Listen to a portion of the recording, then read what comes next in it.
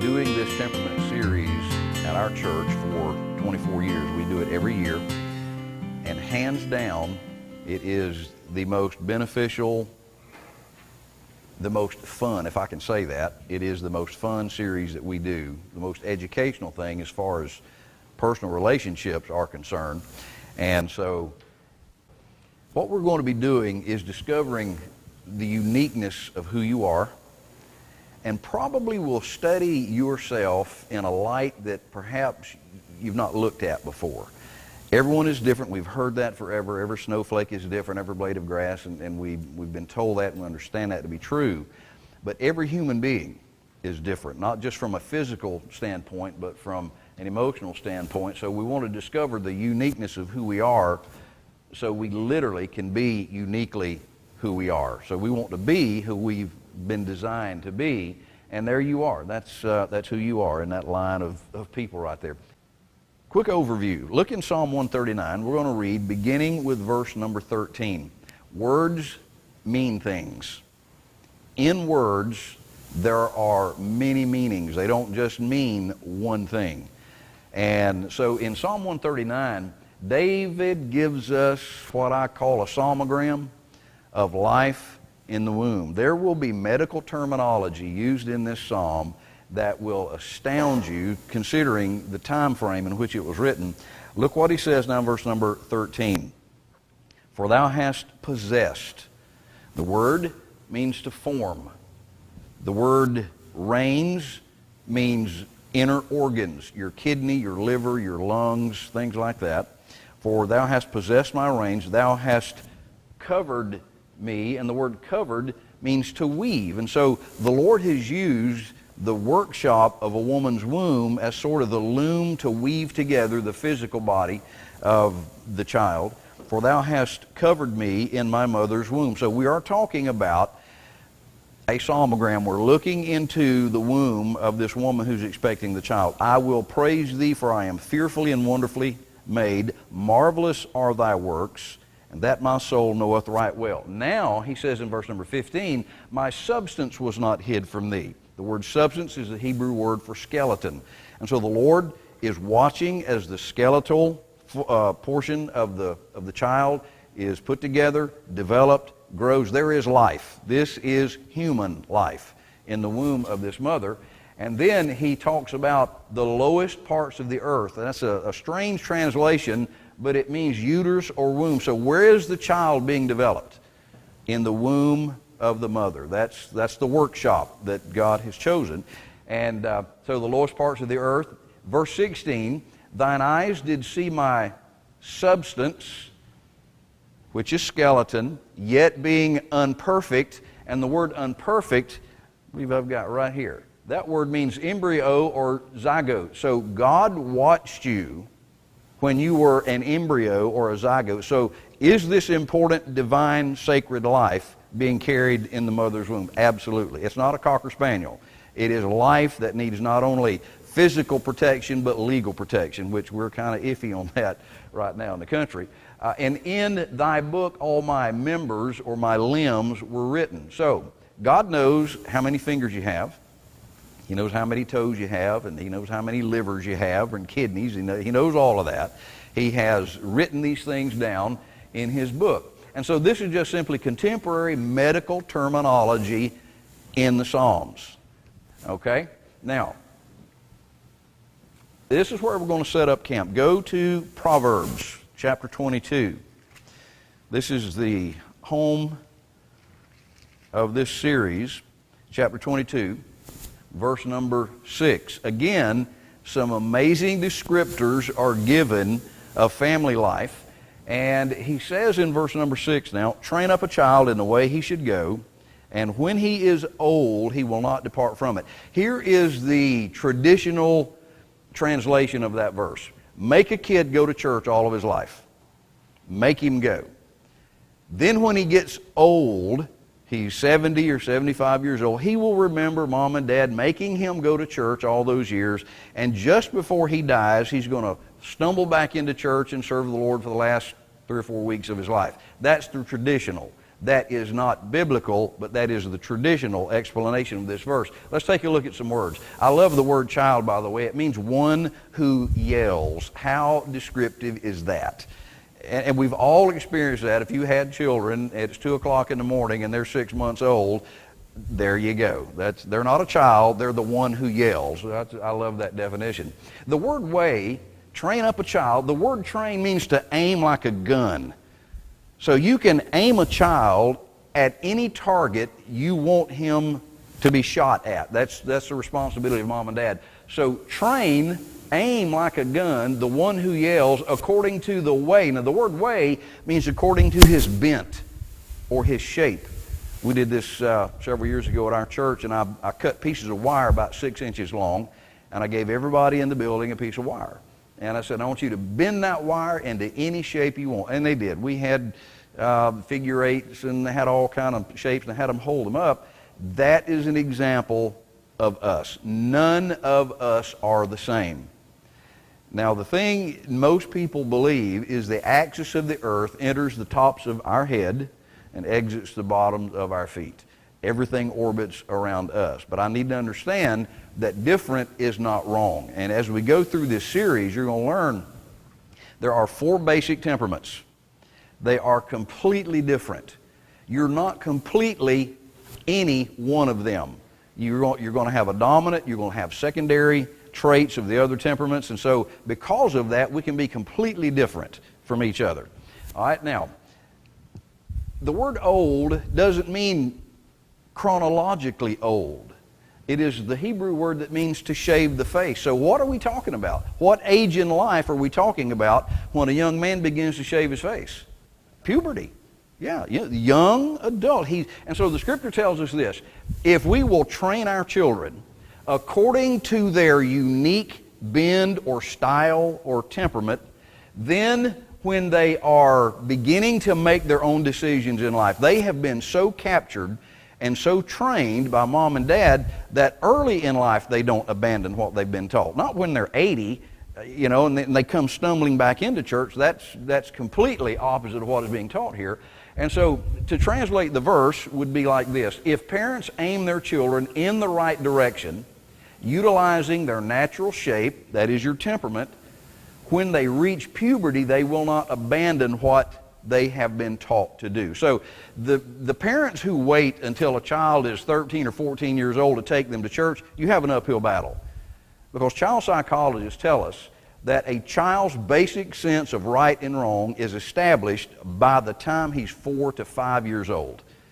They know what's right, they know what they're supposed to do, what they'll get spanked for, what they'll be disciplined for. And so grab them early in life. That's what Solomon said in Ecclesiastes. Young man, while you are young, while you are early in life, get these patterns set. All right? Discipline and punishment, by the way, are 2 different things. If a child is disciplined properly, you won't have to punish him very often. If you wait until he does wrong and then punish him, he's not been disciplined. And so most children, if you teach them early, grab them early, the one who yells, point him at the right target early in life, you'll find that you'll have to punish that child very, very infrequently because he has been taught and trained how to do the right thing to begin with. And so there's your screamer right there. And fortunately, they do grow out of that. Now, where did this idea of temperaments come from? Well, there was a gentleman by the name of Hippocrates who lived 400 BC. And he was a Greek physician. Matter of fact, he was the father of modern medicine, even though it was 400 BC. And he was a philosopher. As he began to treat his patients and the clients, the people that came, he began to notice, man, these people are different. You're different from her, and you're different from her. And after many years of this research, he found that there were 4 basic kinds of people. And so this is where Hippocrates is the one that has given us this idea of the theory of the 4 temperaments.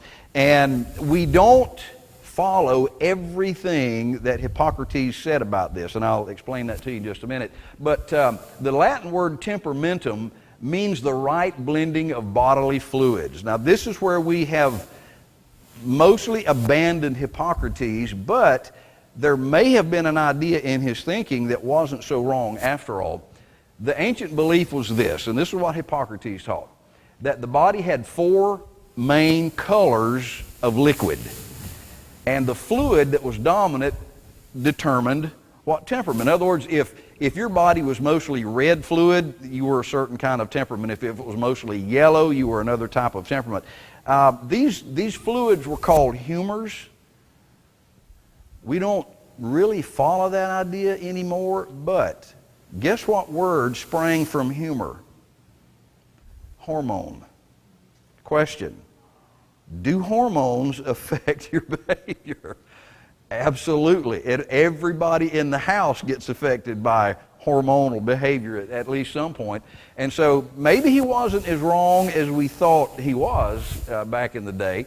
And so the fluids were humors, and today we call them hormones. The fluid theory, pretty much we have disproven that, but the 4 basic temperaments have been verified.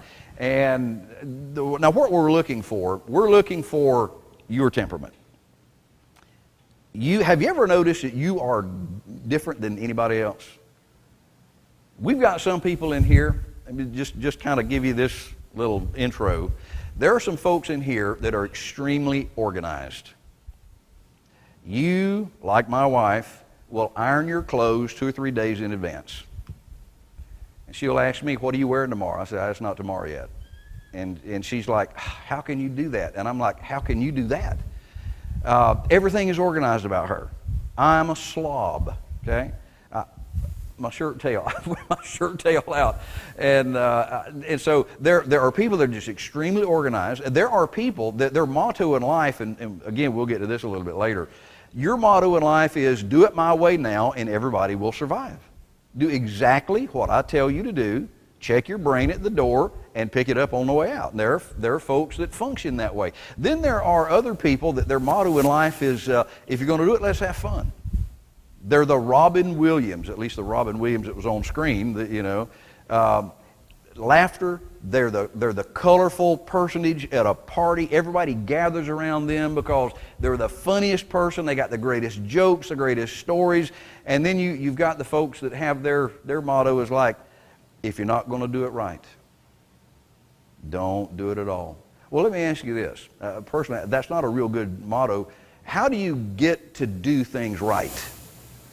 You do it wrong for the first few times. And so nobody starts out doing it right. So that's really, when you tell a child, don't do it until you can do it right. Well, that's kind of ignorant because they'll never do it. At some point, they've got to do it wrong. All right? So, what is temperament? Let's just take a kind of a quick flyover of what we're talking about. Our predisposition to react in a certain way. Now, you have a bend. Your wire is bent a certain way. I don't know what way it's bent yet. I could spend a few minutes with you in a social situation and I could just about tell you what your temperament is. And that's the beauty of this. You can spend time with somebody, and if you can determine basically what temperament type they are, you know how to motivate them. You know what will tick them off. You know what will make them smile. You will know how to get them to do things. And so you can't treat the pastor that treats all of his people like he is temperament-wise, not going to be much of a pastor, because you can't treat just like if you have more than one child. You cannot treat those children the exact same way. 2 children eat the same food, live in the same house, got the same mom and dad, go to the same school, and grow up to be absolutely different. Even from a child, they're going to be like night and day. So, our temperament then is our predisposition. You are given a temperament at conception. You're given a spiritual gift at your spiritual conception. And those are the 2 things that you need to know about yourself. You need to know what your temperament type is. And number 2, you need to know what your spiritual gift is. I think you're dead in the water if you don't know both of those things as a Christian. Now, your temperament is simply a part of your total personality. It is a gift from God. You are what you are because that's what God knew you would do best. This is how He wanted you to glorify His name. It's through whatever temperament type you have. Everybody has strengths and weaknesses, right? Some of you very, very funny. And people tell you you are the funniest. You can come into any situation and pick everybody. You put the fun in funeral. It's just absolutely amazing. Anybody like that? Oh, we got somebody like that, okay. Now, how many of you you're organized? And if somebody needs something organized, you are the go-to person. Anybody like that? Right there, okay. All right, now look at, from her hair to her, she's put together well. She's organized even in the way she's sitting. And so you can tell sanguines, which we'll talk about them later, they love colorful clothes. They want to be seen. It's kind of like, look at me, look at me, look at me. And your melancholies, who are your organized folks, they're the brown, black, dark. They don't want to be seen. They want to hide in the back, and they'll do the bookwork. They're great. Well, they got the spreadsheets and the bookkeeping, and they love that. Drive me nuts, but they love that. And so we need all of those. Now, weaknesses and strengths. Your weaknesses are your strengths carried to extreme. Give an example. I am dominant sanguine. I'm scatterbrained. I shoot from the hip. I'm not a good planner. It's a real struggle for me to plan stuff. And so I love to tell jokes. I love to make people laugh. I love to laugh. I love to hear people laugh. It just does my heart good.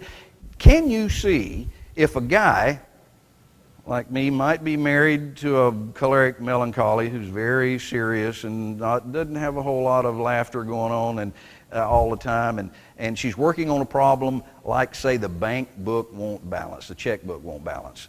And this guy that might be sanguine comes in, and he's got the world's perfect joke for the moment. And he pulls the trigger on it, right? Well, she might not appreciate your humor at that moment, and you may get one of those looks that says, "You idiot, I'm not in the mood for that right now." So, can your strength become a weakness? Absolutely. Now, what about the choleric? The choleric, they're do it my way now. They're the bosses. They are the kind of the Nazis of the world in a good way. Can you see where the organization and the leadership, could that become a weakness? You can become dictatorial. You can become, nobody has the right to think or have an opinion. If you have an opinion, I'll tell you what it is. That kind of a thing. And so that's your weakness is just your strength carried to extreme. Now, not nature versus nurture. And I'm sure you've heard that psychological argument for years. How do we become the way we are? Are we born this way, or are we climatized this way through the culture that we're born into? Well, it is nature plus nurture. Yes, God implanted within you your particular temperament type. But now that can be adjusted according to the climate that you're raised in. You know, if you're raised in a non-Christian family, you're going to turn out differently than if you're raised in a family that's in church and, you know, you have that influence in your life. So it's nature plus nurture. Now, the total personality includes your family of origin. That's going to make a difference in the way you're raised. If your family was quiet, when you sat around the dinner table, nobody said anything, you didn't dare smile, you didn't laugh, nothing was ever funny enough to laugh. You know, everybody was just sort of not only under the weather, but under the radar. That's going to affect you. And you're going to think it's wrong to laugh. You're going to feel dirty and like you have violated your family history if you tell a joke. And so your family of origin has something to do with that. Your culture. We were raised in the South. I'm a Florida guy. I'm a Florida native. My dad pastored this church. He pastored, I'm from Florida. And you guys, how many of you are Florida, Southern, you're from the South? All right? Nearly everybody. We were taught when I was at home, my mother's first name was ma'am. My daddy's first name was sir. Were you raised in that home? Yes. Everybody at church, yes ma'am, no ma'am, yes sir, no sir, please, thank you. Kids are to be seen and not heard. That was how I grew up. Not everybody is that way. We have a lot of snowbirds that come down to our church in the wintertime. And our kids, plus everybody else in the church, will say, yes ma'am, no sir. And I remember the first few times that happened, one of the northern ladies said, I'm not that old. And she came to me and said, these kids keep calling me yes, ma'am. And I said, yes, ma'am, that has nothing to do with your age. Nothing. It has everything to do with they respect you. And so finally they caught on, and they kind of got their hackles back down, you know, a little bit. But your culture makes a difference. Your education makes a difference. You have unique experiences in life. Maybe you nearly drowned as a kid. That's going to affect the way you behave at the beach. Maybe you were attacked by a dog as a kid. And so that's going to affect when you go to a family's house and they've got dogs. You may be the one standing on the table, you know, so that's going to affect you. Our free will to choose. You can grow in grace and knowledge, or you can choose not to grow in grace and knowledge. God's not going to force you to grow in grace and knowledge. That's going to be a choice that you make. He built in us, when God made us out of dirt, and that's what we're made out of, He did some wonderful things with this dirt. He put spirit in us. He put a mind in us. He put consciousness in us. And it's incredible. You can take a shower. Wash everything just as scrubby white clean. Put on a white dress shirt. Go to church in the South. We're going to sweat. You're going to get hot. You come home and take that shirt off. What is around the collar of the shirt? Dirt. Where'd that come from, for goodness sake? You took a shower. You know, we bleed our very physical structure out, you know, on a daily basis, even through stuff like that. But I have the free will. This organized, wonderful, as David said, we have been fearfully and wonderfully formed in the wombs of our mothers as God watched the bones develop and the brain develop. We have choices to make. You chose to get saved. See, we're not Calvinist. We were given the choice. What kind of a wife would a wife be if the husband held a knife to her throat and said, "Tell me you love me right now. Say it right now. I love you." Well, wow, what a romantic evening they're going to have. You know what I'm saying? There's got to be free will, and that's why God made us the way He did. What are the four types? I like the original terms that Hippocrates used. Now, there are a lot of seminars that cover this very same basic issue. You've got type A, type B, you've got the animal, you've got the lion and the golden retriever, you've got all different kinds of representations, but you boil it all down, it's the same thing. Sanguine. The word means rich-blooded, lively, or warm. And so when Hippocrates was dealing with you, and you would come in and say, "Hey, did you hear about the guy that was going to the Greek theater?" And you tell this ancient Greek joke. He noticed, this guy has got rich blood, he's lively and warm, and so he said, "You're a sanguine guy." Then there's the choleric. It means hot-tempered and violent. In the book of Daniel, there's a he-goat that runs into the ram with great choler, C-H-O-L-E-R. And it meant anger and just hot-tempered. If you're choleric, you're good at getting mad. You do it really well, because that's one of the ways that you control your environment. But keep this in mind, that anger does not produce permanent cooperation from people. Now, you can get them to do what you want them to do right now, but you're going to have to do that again tomorrow, and then the next day. And pretty soon you're going to wear people out with that. It's like an old pair of underwear. You keep doing this, pardon the illustration, but you know what I'm talking about. You stretch them out long enough and they're going to lose their elasticity. People will lose their elasticity with you. And then there's the melancholy. That means dark, gloomy. If you're melancholy, you're moody. If you're melancholy, you get depressed. Now, here's the sanguine. The sanguine is happy, sad, happy, sad, happy, sad, happy, sad, then there's lunch. Here's the melancholy. Happy, sad, and then there's New Year's. They don't come out of their depression very easily. All right, we'll talk about them more specifically later. And then there's the phlegmatic. Bless their heart. Yes, that's where we get the word phlegm from. All right? Slow, cool, sluggish is exactly what that means. Very descriptive term. And so here are the four types. You are dominant now, either sanguine, choleric, melancholy, or phlegmatic. Now, can there be mixes? Well, there are. There's your sanguine phlegmatic. you're choleric melancholy. And so when you mix these together, you get the unique temperament that you are. Let me ask you a question. What temperament type was Jesus?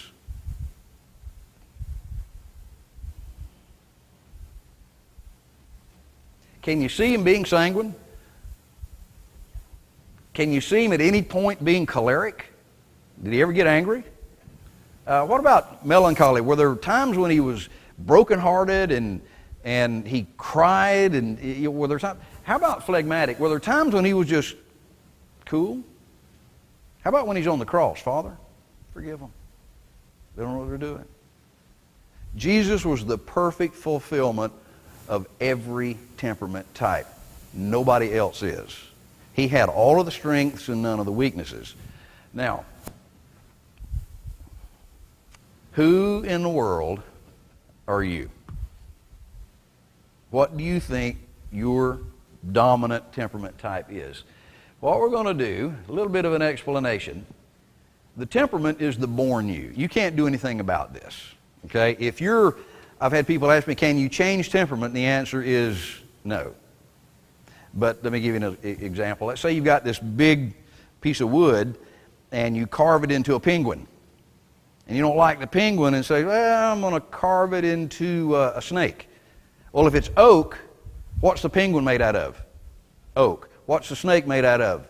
Oak. Same basic product, but or at least substance, but you can change the shape of it. Can you become a more organized sanguine? Yes. Can you become a funnier choleric? Yes. Stacy has learned to tell jokes, and now at times she's drop dead funny. And I take full credit for that, by the way. She's just learned how to be funny. And I'm trying to be a little more organized for her. But the temperament is the born you. The character is the learned you. This is what you learn at home. This is what you learn at church, in your culture, with your friends. You learn, oh, we don't do that in this group. We don't say that in this group. And so this is the learned you. The personality is the expressed you. To give you a great example of this, I was stunned when Robin Williams committed suicide. I didn't know the guy was dealing with issues of depression. Could you ever figure that out watching him on TV? It was just, he was non-stop with his humor, and I was just like, that guy he's just crazy. And then he committed suicide because he'd been dealing with these issues. Well, what we saw was the expressed Robin Williams. So you can take a broken heart and cover that up. And toward the end of the series, we will cover a phenomenon called masking, and how you can pretend to be somebody you're not, which creates tremendous, phenomenal problems in an individual's life. But the personality is the expressed you. So the series is the key to helping you discover who you are in every facet of your life. And maybe you've never known why, you just didn't have the drive to be organized. I used to think I was just mentally dysfunctional because I was not organized. I would lose my keys. Honey, have you seen my keys? You know, where's my pen? Where are my glasses?